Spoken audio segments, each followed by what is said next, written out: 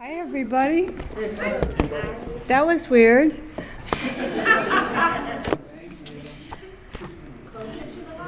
Okay. Okie dokie. So, the Weaver's Body, which was incubating for a while. It came in the spring, and it's the first chance I've had to read it out. I'm looking forward to hearing you guys. It's split into 5 sections, and the first section is elegy. The second are memories from childhood. The third section has to do with the menopause and the blood mysteries. And then it morphs into a more transmutive and luminous part of experience. So I'm going to read a tiny bit from elegies, and then move mainly into the section called Bright Sharp Moons, which any woman would know what those are. And the first poem is called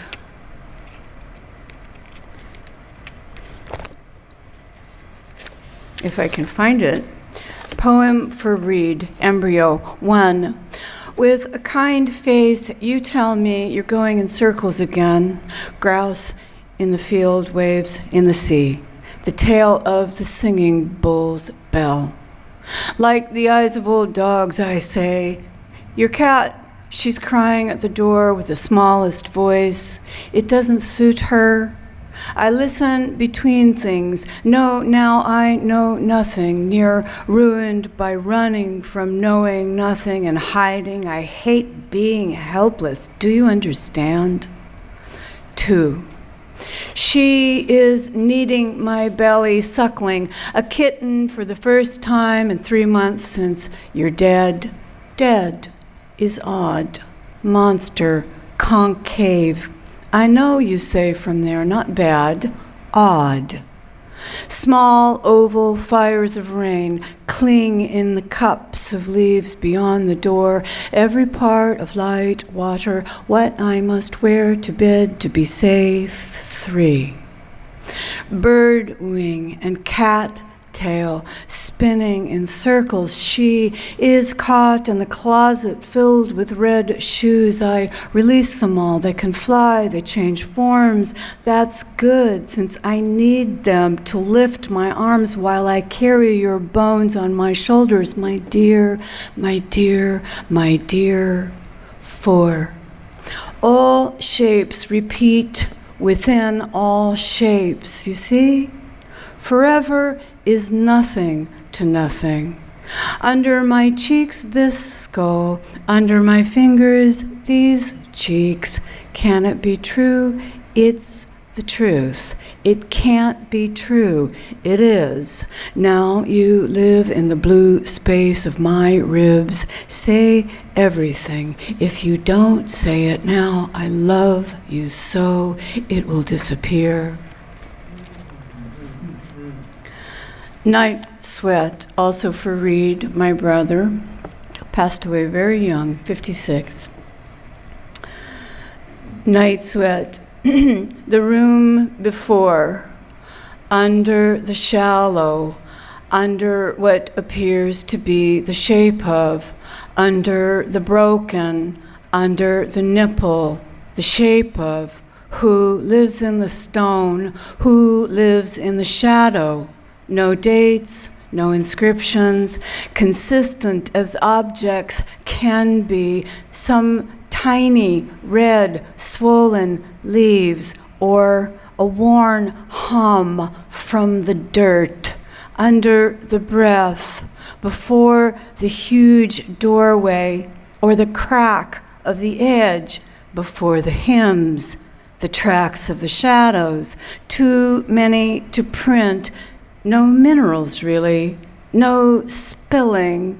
but like water, but lighter, but like licking one's palms, but someone else's.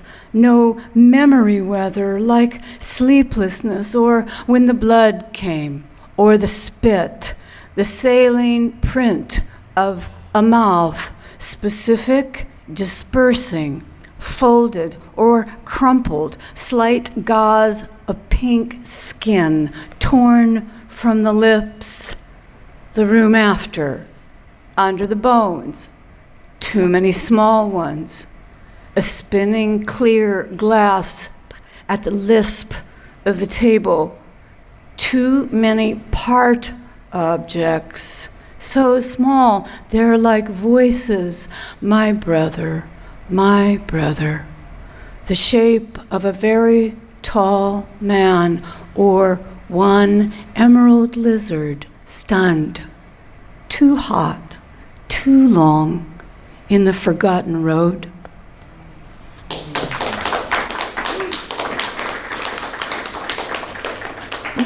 Thank you. And one more from that section. This is a kind of segue between the loss of that man and just the loss of youth and the entry into something else. The boy is the man I loved. The boy is the man I loved. Hand to mouth, I watch you listen as I listen, counting the bright black hairs at your neck like ribbons binding a package, the gift of any situation, present and past, this passage, like those bodies of water to which one always returns. Your eyes close, locking away the meaning of this room. They stay shut, waking that furrow, that stream, beside which new deer might come to stand wary and still.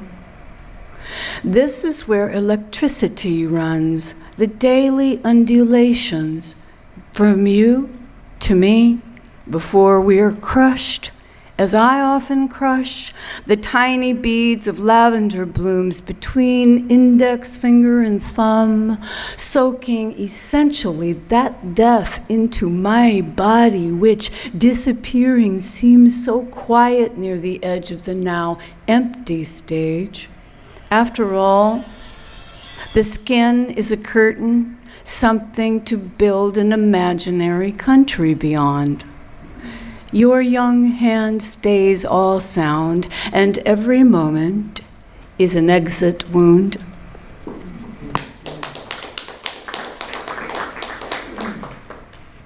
Thank you.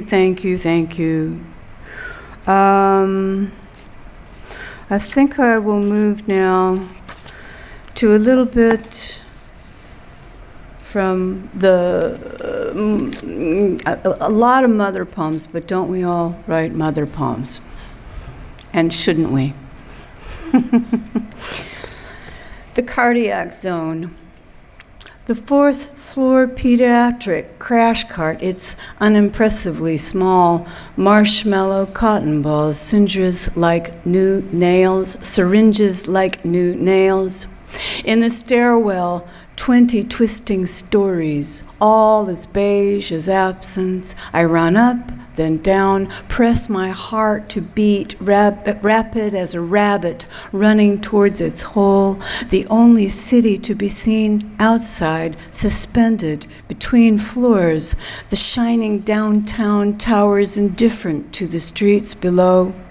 I exit at 6, take 3 back to 4, then rush another dim turn down inside the echo of chambers, the chamber of echoes, out again, pacing past the radioactive warning sign, again past the frigid OR where my mother breathes out glass notes, her body a drum, cut from groin to stem. Again, my own curt bursts as I rest at 5 against the faux wood-paneled walls under a huge tin clock as locked as an unborn heart. We are all, the others and I, told to wait near the red vending machines and assigned and donated chairs. We wait in our foreign languages, dozing with daytime TV en route to the new land, peopled with soap stars who've not aged in the 20 years since it seems I've been gone in the stairway that swallows up time. This is the only emergency escape. Go down, step on each rubber strip. Don't tumble into the well. Get into the checkered cab. Get into the cab near the electric dual doors where outside you see something is green, something is stirring. Get inside the car. Get out again. Go up and pass and pass and pass and pass the closed OR doors, waiting for them to crack open.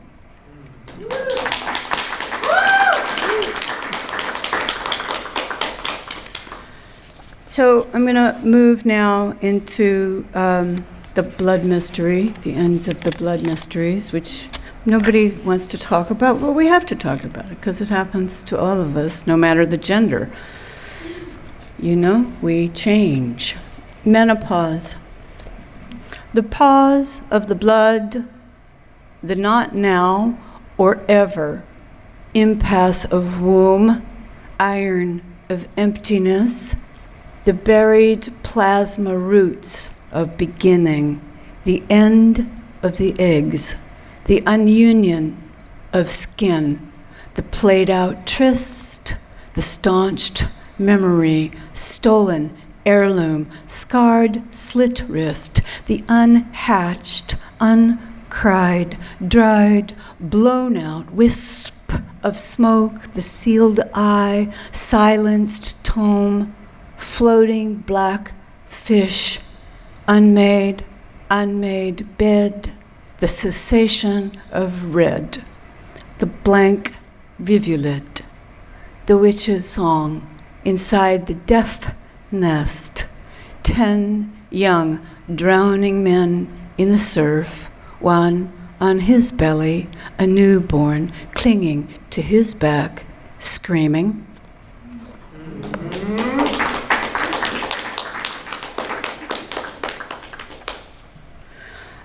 This next poem is an ekphrastic poem taken from a photograph by a guy that I wrote who never wrote me back. But it's missing. No, it's all on one page. Ha! Okay, it's a wonderful photograph. He likes to shoot nudes, as do I, and it's a woman coming out of a tree into the blackness, and she has all this magnificent hair. But it really struck me as that transition point having to do with perimenopause, menopause. And the poem is called Fire. The photograph is called Treetop Tip, which I find uninspiring. Fire. You never expected her to burst naked, flying from the tree, and not a neon billboard in sight to direct you, so you must stay the course of nocturnal beauty.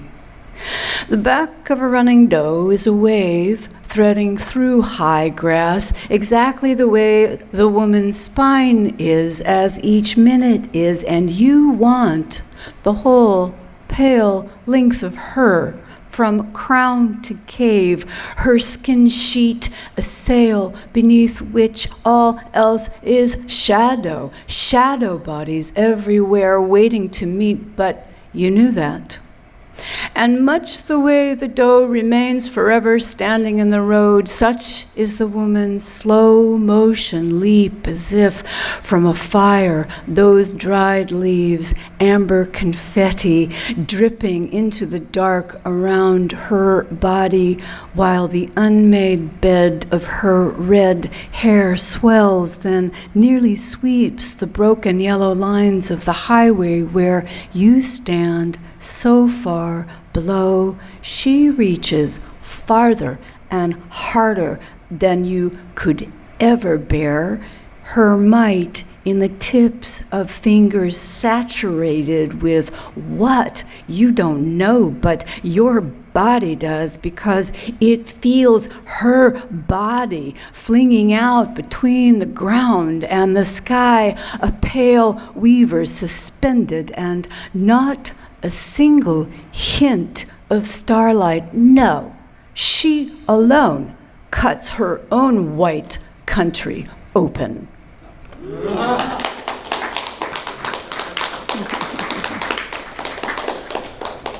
How much time left? Hour. Okay.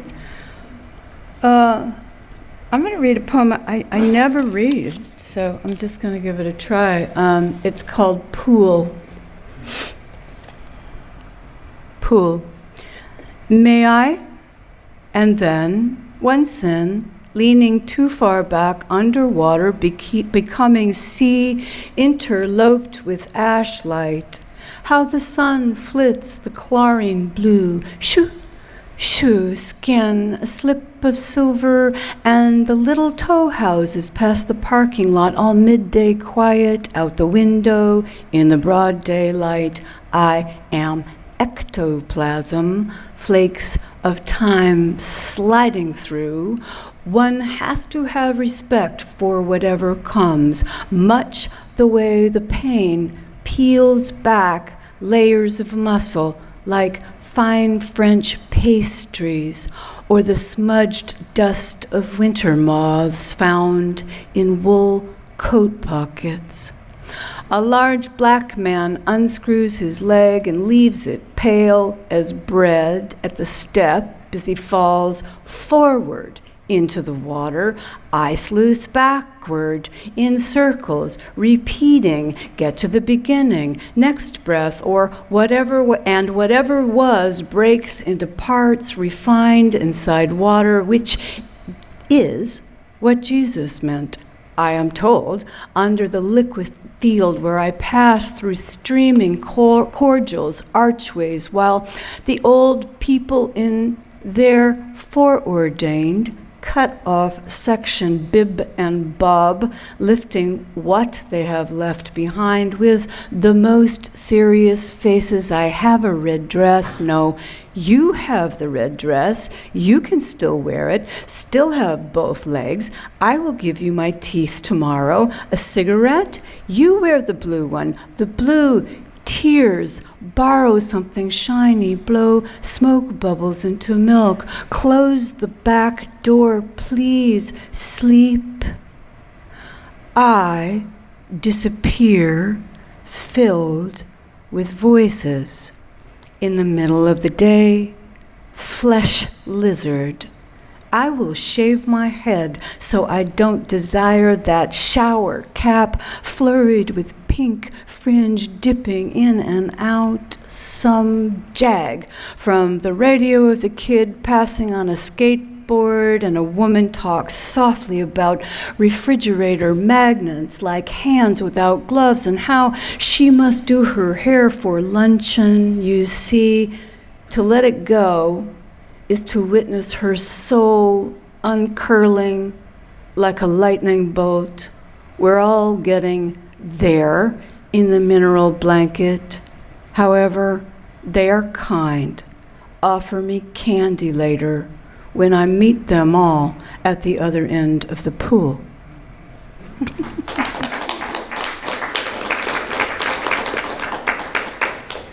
So I will read one more poem.